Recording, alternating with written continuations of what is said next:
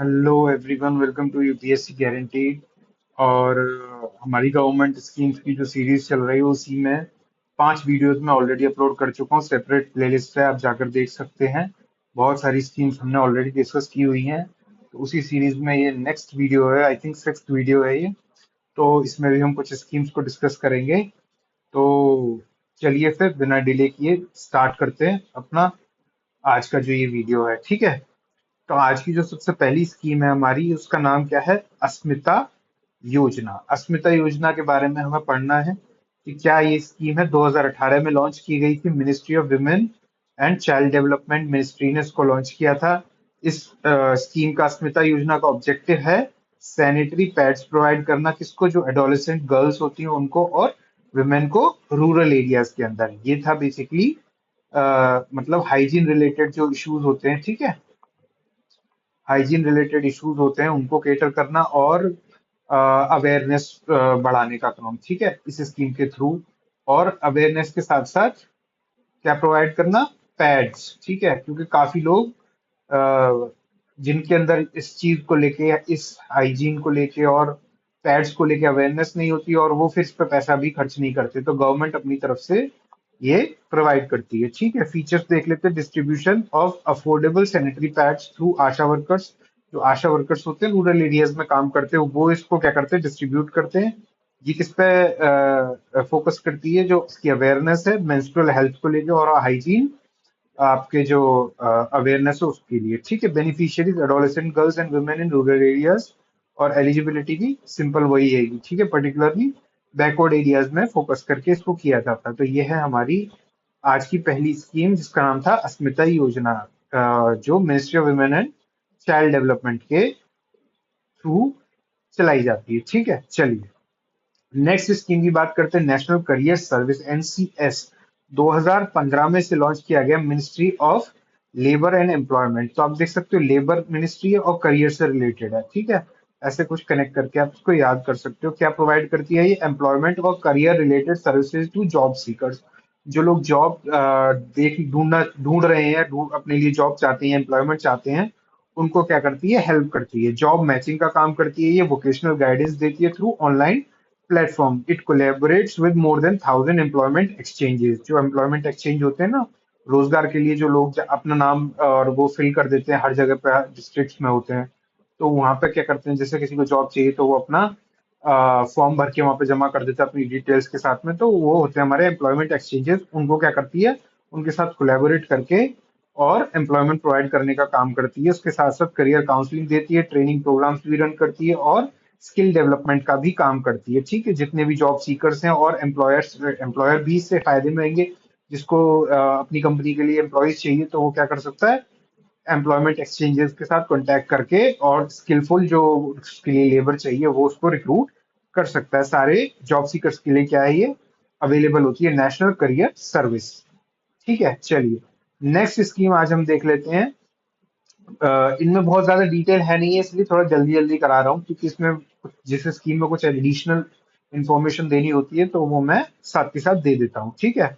तो bulk drug park scheme है, ठीक है। अब सबसे बड़ी बात, अब इसको देखो, इसको ये क्यों लॉन्च की गई? देखो इसका एक बैकड्रॉप है। किसके बैकड्रॉप में? आपको सबको पता है बैकड्रॉप इसका क्या है। जो 2019 में क्या आया? कोविड आया, ठीक है। आपको एक चीज याद रखनी है कि इंडिया जो है वो one of the biggest manufacturers है, ठीक है। One of the biggest manufacturers of generic medicine, ठीक है। जेनेरिक मेडिसिन, जेनेरिक मेडिसिन के लिए इंडिया क्या करता है? बहुत बल्क में प्रोड्यूस करता है, ठीक है। बहुत ज्यादा मेडिसिन प्रोड्यूस करने की कैपेबिलिटी है इंडिया के पास। स्पेशली जो हैदराबाद रिलेटेड, जो हैदराबाद और उसके आसपास का जो एरिया है ना, ये काफी फेमस है इसके लिए वहां पे। और इसी वजह से आपने देखा होगा जो हमारी वैक्सीन भी डेवलप की गई थी, ठीक है, वैक्सीन भी डेवलप की गई थी। तो 2-3 कंपनीज थी, एक बायोटेक वो थी, और एक ये थी आपकी जिसने कोविशील्ड बनाई थी, सीरम इंस्टीट्यूट, ये शायद पुणे में है, ठीक है। तो बेसिकली अब देखो एक चीज समझने की बात है कि बिगेस्ट मैन्युफैक्चरर कौन है इंडिया, किसका? जेनेरिक मेडिसिन का। लेकिन आपको एक चीज समझनी होगी, अब इसी से रिलेटेड एक एडिशनल इंफॉर्मेशन आपको दे देता हूँ कि जो जेनेरिक मेडिसिन होती है ना, देखो कोई भी दवाई बनती है तो ठीक है, तो उसके बेसिकली समझो दो पार्ट्स होते हैं। कोई भी मेडिसिन बनेगी तो उसका दो पार्ट होते हैं। एक तो उसका होता है बेस, ठीक है, एक बेस होता है, और एक उसमें जो उसका स्पेशल केमिकल या स्पेशल जो भी उसमें इंग्रेडिएंट डाला जाता है, ठीक है। स्पेशल इंग्रेडिएंट का मतलब वो किस लिए होता है, वो बेसिकली जो पर्टिकुलर बीमारी के लिए वो दवा बनाई गई है वो इंग्रेडिएंट ऐड किया जाता है। और बेस इंग्रेडिएंट होता है जो नॉर्मली ज्यादातर जेनरिक मेडिसिन है उनको बेस प्रोवाइड करता है। मतलब बेस का मतलब समझो कि ऐसा इंग्रेडिएंट जो मैक्सिमम अमाउंट में प्रेजेंट रहता है और थोड़ा सा जो related to the particular disease, और जिसके जो पर्टिकुलर डिसीज को ट्रीट करने के लिए उसमें डाला जाता है स्पेशल इंग्रेडिएंट अलग अलग चीजों के लिए। तो ऐसे समझने की बात है कि बेस जो होता है और एक आपका उसमें स्पेशल इंग्रेडिएंट डाला जाता है। अब जो ये बेस होता है ना, ये कॉमन होता है, ये काफी सारी जेनरिक मेडिसिन में कॉमन होता है, ठीक है। अब ये जो बेस होता है, ये है ना, इंडिया क्या करता है, इंपोर्ट करता है। ये इंडिया क्या करता है, इंपोर्ट करता है। इंडिया इस बेस को नहीं बनाता। ये बेस में जितने भी केमिकल्स होते हैं इसको वो ज्यादातर इंपोर्ट करता है। अब हो क्या रहा है बेसिकली कि इंडिया लार्जेस्ट मैन्युफैक्चरर है जेनेरिक मेडिसिन का, बट जेनेरिक मेडिसिन का जो जो लार्जेस्ट कंपोनेंट है, जो इंग्रेडिएंट है, वो उसको इंपोर्ट करना पड़ता है। तो ये एक बहुत बड़ा एक चैलेंज है हमारी जो ये मेडिसिन मैन्युफैक्चरिंग का जो पूरी इकोनॉमी है इंडिया की, उसके लिए बहुत बड़ा एक चैलेंज हो जाता है कि अगर हम इस बेस को जो मैक्सिमम हम इंपोर्ट करते हैं, अगर हम इसको भी इंडिया में ही बना लें तो हमारा इंपोर्ट बिल रिड्यूस होगा और हमारा प्रॉफिट बहुत ज्यादा होगा और इकोनॉमी को बहुत ज्यादा फायदा होगा, क्योंकि लार्जेस्ट मैन्युफैक्चरर तो बहुत ज्यादा जेनेरिक मेडिसिन इंडिया एक्सपोर्ट करता है। और आपने देखा होगा कि during the time of Covid also India exported lots of vaccine to other countries, right. तो ये थी थोड़ी सी स्टोरी बता रहा हूँ मैं आपको किससे related in the backdrop of Covid 19। तो उसी के टाइम पर 2020 में मिनिस्ट्री ऑफ केमिकल फर्टिलाइजर ने बल्क ड्रग पार्क्स स्कीम, मतलब ड्रग पार्क्स बनाएंगे हम, ताकि हम क्या करें, यहीं पर ज्यादा से ज्यादा मैन्युफैक्चरिंग करें। अब इससे होगा क्या, dependency on imports by establishing bulk drug parks for domestic production. अब समझ में आया इंपोर्ट क्यों करना पड़ता है हमें, हमारी इंपोर्ट डिपेंडेंसी क्यों है, वो इसी वजह से होती है, ठीक है। फाइनेंशियल असिस्टेंस प्रोवाइड करेंगे स्टेट्स को कि वो ये ड्रग पार्क्स को डेवलप करें। Focuses on promoting domestic production of API. ये है एपीआई, ये जो बेस में बोल रहा हूँ ना, जो बल्क में होता है, इसको बोलते हैं एपीआई। ये जो बेस है इसको बोलते हैं एक्टिव फार्मास्यूटिकल इंग्रेडिएंट। ये जो होता है एपीआई, ये क्या करता है, जेनेरिक मेडिसिन का बेस बनाता है, ठीक है। और यही हमें ज्यादा इंपोर्ट करना पड़ता है और ये लार्ज क्वांटिटी में प्रेजेंट भी होता है, ठीक है। एनकरेजेस एफडीआई, ऑब्वियसली जब हम मैन्युफैक्चरिंग करेंगे तो एफडीआई भी आएगा फार्मास्यूटिकल सेक्टर में, ठीक है। जितनी भी फार्मास्यूटिकल कंपनीज है और इंडस्ट्रीज है वो इसकी बेनिफिशियर्स रहेंगे। और states applying for bulk drug park scheme, जो स्टेट अप्लाई करेगा इस स्कीम के लिए उसको फाइनेंशियल असिस्टेंस सेंट्रल गवर्नमेंट देगी। अगर स्टेट बोलेगा मुझे ये बनाना है पार्क, तो central government financial assistance provide कर देगी, तो वो स्टेट एलिजिबल है, ठीक है। इसमें देखो यहाँ पे कोई फार्मास्यूटिकल कंपनी को नहीं हेल्प हो रही है, बेसिकली स्टेट को दिया जाएगा, ठीक है, स्टेट को हेल्प करा जाएगा, ठीक है। तो ये थी हमारी बल्क ड्रग पार्क स्कीम, ठीक है। आप देखिएगा ये यूपीएससी गारंटी पे मैं गारंटी दे रहा हूँ आपको, बहुत सारी कितने लोग गवर्नमेंट स्कीम्स की आप यूट्यूब पे देखिए, कितने लोग वीडियोस बनाते हैं, बट इतना चुन चुन कर और छांट छांट कर जो मैंने आपके लिए कलेक्शन लेके आया हूँ ना, तो ये आप प्लीज इसको अप्रिशिएट कीजिएगा, ये आपको कहीं नहीं मिलेगा एक साथ, ठीक है। प्रोजेक्ट चमन की बात कर लेते हैं, ठीक है। चमन, प्रोजेक्ट चमन लॉन्च किया गया था 2014 में मिनिस्ट्री ऑफ एग्रीकल्चर के लिए। बेसिकली किससे रिलेटेड है ये, चमन का मतलब समझो हॉर्टिकल्चर के लिए, ठीक है। हॉर्टिकल्चर के लिए हमें क्या बनाने हैं, फ्रूट्स एंड वेजीज, ठीक है, फ्रूट्स वगैरह डेवलप करने, प्लांटेशन क्रॉप्स बेसिकली, ठीक है।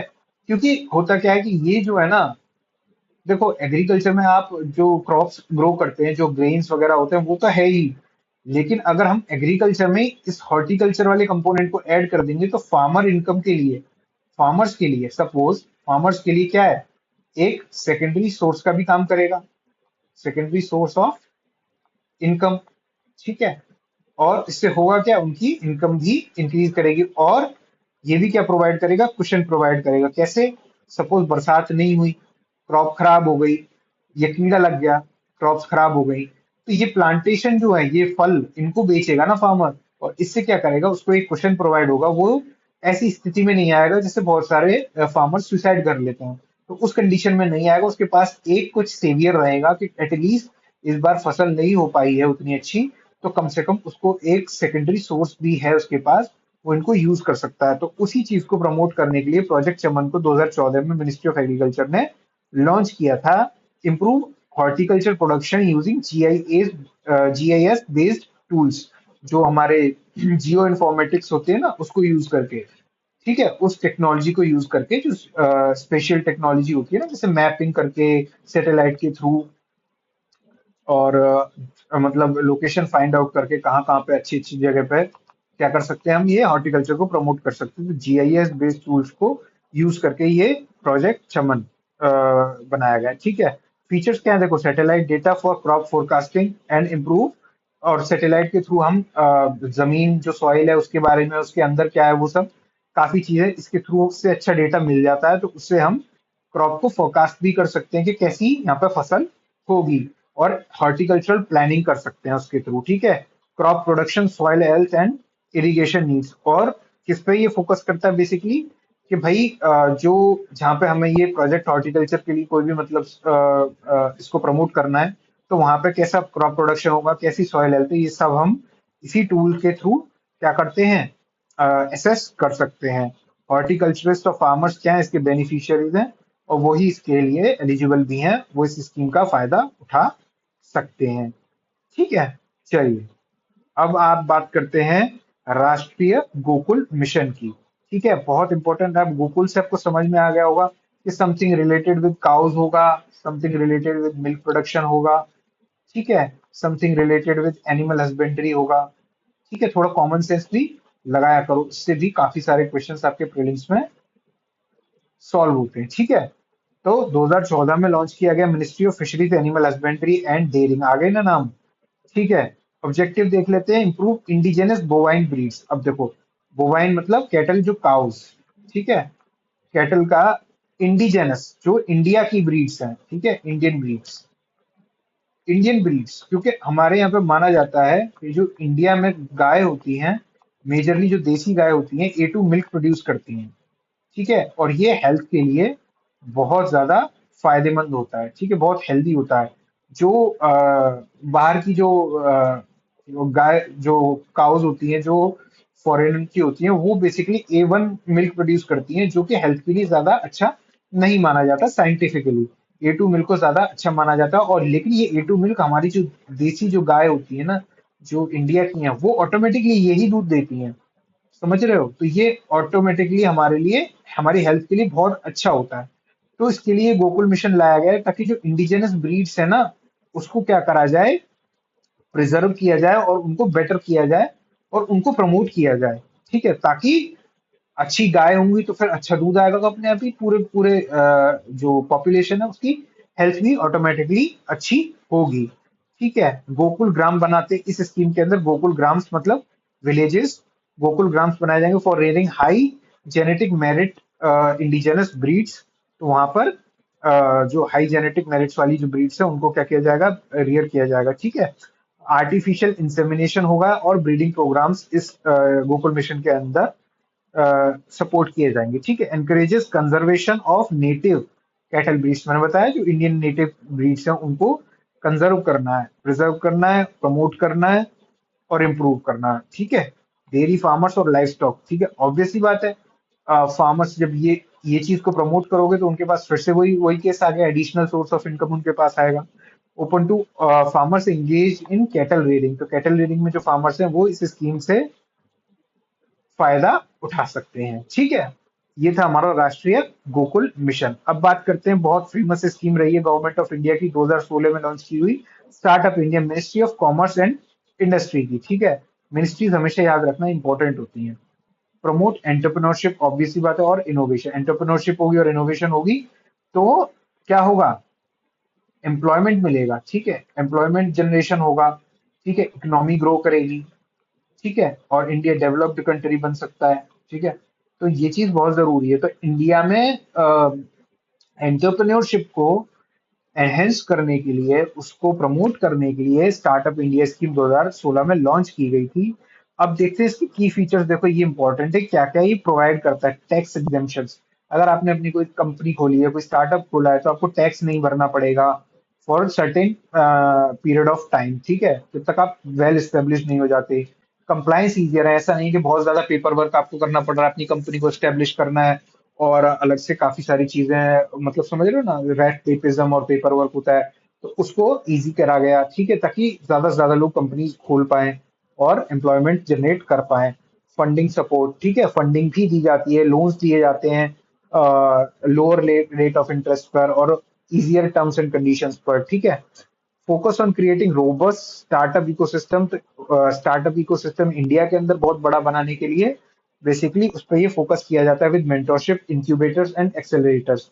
इंक्यूबेटर्स होते हैं जहाँ पे रिसर्च एंड डेवलपमेंट का काम करते हैं और चेक करते हैं जब आपको कोई प्रोडक्ट लॉन्च करना होता है, तो आप इंक्यूबेटर्स को ले लेते हैं। जिससे बहुत सारे आईआईटीज है, तो वहाँ पे इंक्यूबेटर्स होते हैं। तो बहुत सारे जो स्टार्टअप्स खोलते हैं, तो वो क्या करते हैं, आईआईटीज के साथ कांटेक्ट करते हैं कि हमको इंक्यूबेटर के लिए चाहिए, ताकि हम अपना फाइनलाइज कर सके रिसर्च करके। और बाद में वो क्या करते हैं, फिर जब एक प्रोडक्ट फाइनलाइज हो जाता है, तो फिर उसको मैन्युफैक्चरिंग में ले जाते हैं। तो इंक्यूबेटर्स की भी इसमें जो हेल्प है और सपोर्ट है, इस स्कीम के थ्रू प्रोवाइड की जाती है। ठीक है, और आपका encourages innovation in IT, agriculture, health care and other sectors. ठीक है, तो बेनिफिशियरी जो भी स्टार्टअप खोलना चाहता है, एंटरप्रेन्योरशिप करना चाहता है, उसके लिए वो सारे इस स्कीम के अंडर बेनिफिशियरीज हैं। एंड एलिजिबिलिटी देख लेते हैं। Startups less than 10 year old, ठीक है, जो 10 साल से पुरानी कंपनी ना हो, ठीक है, 10 साल के अंदर अंदर खुली हुई कंपनी हो, वो सारी एलिजिबल है with annual turnover of less than 100 crore. ऐसा नहीं है कि 1,000 करोड़ की कंपनी बन गई और आप ये सारे टैक्स एग्जाम्पशन ले रहे हो और ये सारी फायदे उठा रहे हो। नहीं, अगर आपका बिजनेस एस्टेब्लिश हो चुका है और खासा अच्छे प्रॉफिट कर रहा है, तो भाई आप फिर नॉर्मल कंपनीज की तरीके से सारे रूल्स एंड रेगुलेशंस और टैक्स और कंप्लाइंसेस को मानना पड़ेगा। ठीक है, तो लेस देन 100 करोड़ का जब तक उसका एनुअल टर्नओवर है और 10 साल से पुरानी कंपनी नहीं है, वो क्या है, इस स्कीम के अंडर एलिजिबल होती हैं। ठीक है, मुझे लगता है समझ में आ गया होगा यहाँ तक आपको। ठीक है, चलिए अब हमारी लास्ट स्कीम इस वीडियो की देख लेते हैं। निक्षय पोषण योजना बहुत इंपॉर्टेंट स्कीम है, बहुत इंपॉर्टेंट स्कीम है, क्योंकि निक्षय के ऊपर एक क्वेश्चन ऑलरेडी किसने पूछ चुका है, यूपीएससी पूछ चुका है। ठीक है, शायद 2017 या 18 के आसपास पूछा था। एक क्वेश्चन देखना, पीवाईक्यू में मिल जाएगा निक्षय से रिलेटेड। ठीक है, तो इंपॉर्टेंट स्कीम है। ठीक है, निक्षय, क्षय रोग जिसको बोलते हैं, देखो क्षय रोग क्या होता है, टीबी को बोलते हैं, ट्यूबरकुलोसिस होता है ना, उसको बोलते हैं क्षय रोग, मतलब क्षय डिजीज। तो निक्षय का मतलब क्या हो गया कि रिमूविंग दैट पर्टिकुलर डिसीज और इरेडिकेटिंग दैट डिसीज। तो इरेडिकेशन ऑफ ट्यूबरकुलोसिस, उसके लिए बनाया गया निक्षय पोषण योजना। ठीक है, समझ पा रहे हो, इस वर्ड को करेक्ट कर पा रहे हो ना। ठीक है, चलिए, तो 2018 में लॉन्च की गई, मिनिस्ट्री ऑफ हेल्थ के लिए न्यूट्रिशनल सपोर्ट प्रोवाइड करता है टीबी में, क्योंकि टीबी टीबी जिसको होता है, उसमें बेसिकली पेशेंट की क्या होती है, बहुत ज्यादा बॉडी वीक हो जाती है, वीकनेस बहुत ज्यादा होती है। तो उसको क्या चाहिए होता है, न्यूट्रिशनल सपोर्ट चाहिए होता है। और हमको पता है कि हमको टीबी को इरेडिकेट करना है। मुझे कमेंट में बताना कि गवर्नमेंट का जो एजेंडा है, किस ईयर तक, ईयर का नाम बताओ, किस ईयर तक उसको टीबी को इरेडिकेट करना है इंडिया से। ठीक है, इस ईयर का नाम बताना। ठीक है, तो न्यूट्रिशन की बहुत जरूरत होती है, क्योंकि बॉडी बहुत वीक हो जाती है। तो उसके लिए उस न्यूट्रिशनल सपोर्ट को प्रोवाइड करने के लिए डायरेक्ट बेनिफिट ट्रांसफर 500 रुपए हर महीने टीबी पेशेंट्स को गवर्नमेंट थ्रू निक्षय पोषण योजना प्रोवाइड करती है। देखो डीबीटी, अब ये क्या है, इनकम सपोर्ट। देख रहे हो ये क्या है, इनकम सपोर्ट। अगर आप मेरी सारी वीडियोस को देख रहे हो रेगुलरली, तो आपको पता होगा फाइनेंशियल सपोर्ट, इनकम सपोर्ट मैंने पहली वीडियो से ही आपको समझाना शुरू किया है कि क्या है। तो डायरेक्ट बेनिफिट ट्रांसफर के लिए income support 500 rupees per month to all the TB patients. ठीक है, एलिजिबिलिटी देखो, ऑल टीबी पेशेंट्स सारे हैं इसमें, कोई ऐसा नहीं है कि कोई बीपीएल है या कुछ ऐसा केस नहीं है। ठीक है, जितने भी पेशेंट्स हैं सबको। Encourages adherence to TB treatment by providing financial aid for better nutrition. ठीक है, ऐसे भी बहुत सारे अब जब आप साइंस एंड टेक्नोलॉजी पढ़ोगे, जब मैं कभी क्लास बनाऊंगा तो उसकी वीडियो में आपको समझाऊंगा, जब टीवी पढ़ाऊंगा तो आपको समझ में आएगा कि इसमें अलग अलग लाइन ऑफ ट्रीटमेंट्स होते हैं, ठीक है। फर्स्ट लाइन ट्रीटमेंट होता है, सेकंड लाइन ट्रीटमेंट होता है, थर्ड लाइन ट्रीटमेंट होता है। तो ये ना लाइन से लेने पड़ते हैं, और इसमें क्या दवाइयां बीच में छोड़नी नहीं पड़ती। अगर दवाई छोड़ दी तो टीवी टीवी के लिए फिर प्रॉब्लम हो जाती है क्योर करना। समझ रहे हो इस तरीके से। तो बहुत सारे ट्रीटमेंट चलते हैं इसमें, तो बहुत सारे लोग अफोर्ड नहीं कर पाते और वो इन बिटवीन ट्रीटमेंट को छोड़ते हैं। उसकी वजह से क्या होता है, फिर प्रॉब्लम होती है उनको, ठीक है। तो उसके लिए भी ये जो डायरेक्ट बेनिफिट ट्रांसफर है, उसके लिए भी क्या करेगा, बेसिकली इंकरेज करेगा कि आप प्रॉपर ट्रीटमेंट कराएं, और न्यूट्रिशनल जो भी आपको खाने के लिए जो भी न्यूट्रिशनल फूड्स या एवरीथिंग जो भी आपको चाहिए, वो आप अपना न्यूट्रिशन उसको फुलफिल कर पाए। Beneficial TB patients registered under revised national TB control programme RNTCP, इसके अंदर रजिस्टर करना होता है, और वो गवर्नमेंट करा ही लेती है। अगर गवर्नमेंट काफी एक्टिव है इस चीज में, अगर किसी को ऐसा होता भी है तो वो इसमें रजिस्टर कराने के लिए प्रमोट भी करती है और करा भी लेती है थ्रू डॉक्टर्स और जो भी उसके कनेक्शंस हैं, कि सबको इस पे लाके, ताकि एक डेटाबेस तैयार रहे ना। और उससे ये भी पता चले कि हम, क्योंकि हमको भाई इसको इरेडिकेट करना है, हमको इस बीमारी को इंडिया से खत्म करना है। तो इरेडिकेट तो तभी होगा ना जब आपके पास कोई डेटाबेस होगा, कोई डेटा होगा कि भाई कितने लोग पेशेंट्स आए, कितने ट्रीट हुए, कितने का ट्रीटमेंट चल रहा है, क्या हुआ कंडीशन। ठीक है, तो ये है RNTCP। इस पे रजिस्टर करे हुए उन सबको ये पैसा मिलता है। तो ये थी हमारी निक्षय पोषण योजना। तो मुझे लगता है आपको वीडियो अच्छी लगी होगी, और आपको डाइवर्सिटी दिख रही होगी गवर्नमेंट स्कीम्स की। कहीं पर नहीं मिलेगी, मैं आपको लिख कर दे रहा हूँ, किसी भी इंस्टीट्यूट पे चले जाना, जो कंटेंट आपको मैं प्रोवाइड कर रहा हूँ यूपीएससी गारंटी पर, कहीं नहीं मिलेगा गवर्नमेंट स्कीम्स। और जिस तरीके से मैं गवर्नमेंट स्कीम्स आपके लिए ढूंढ ढूंढ के लेके आ रहा हूँ, और ये वीडियोस के थ्रू मैं आपको प्रोवाइड कर रहा हूँ, इसी तरीके के हर सब्जेक्ट का कंटेंट आपको मेरे को इस चैनल पर आपको मिलेगा। तो इसको प्लीज सब्सक्राइब कीजिएगा, लाइक कीजिएगा, और वीडियोस अच्छी लगी तो प्लीज कमेंट में बताइएगा, अप्रिशिएट करेंगे तो मुझे भी मोटिवेशन मिलेगा आपके लिए, और अच्छी से अच्छी बेटर से बेटर चीजें लेके आऊं। देखो फ्री ऑफ कॉस्ट है, आराम से देखो, एक बार देखो 10 बार देखो, आपके लिए है। तो अप्रिशिएट कीजिए, ठीक है। चलिए, thank you so much video देखने के लिए, और लाइक शेयर सब्सक्राइब कीजिए, और मिलते हैं आपके साथ नेक्स्ट वीडियो में। चलिए, ऑल द वेरी बेस्ट।